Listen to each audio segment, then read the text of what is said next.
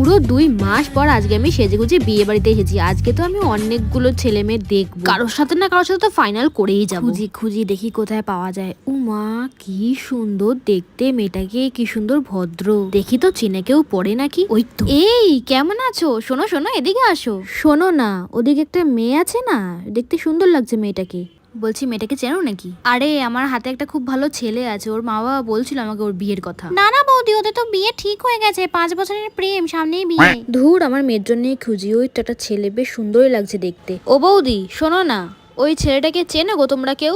ও তোমার বাপের বাড়ির দিকে, আচ্ছা আচ্ছা। ছেলেটার বিয়ে টিয়ে কি হয়ে গেছে? ও না, মেয়ে খুঁজছে। আমার মেয়ে আছে তো, ভালো হলে তো দিয়ে দেওয়াই যায়। হ্যাঁ হ্যাঁ। মা কি কিউট তুমি, তোমার বেবি কত বছর ওর? 5 বছর। ও আচ্ছা আচ্ছা। বলছি শোনো দিদি, আমার না দূর সম্পর্কের একটা দিদি আছে, ওর একটা মেয়ে আছে 1 বছরের। তো ছোটবেলা থেকে একটা বিয়ে ঠিক করে রাখা তো ভালোই হয়।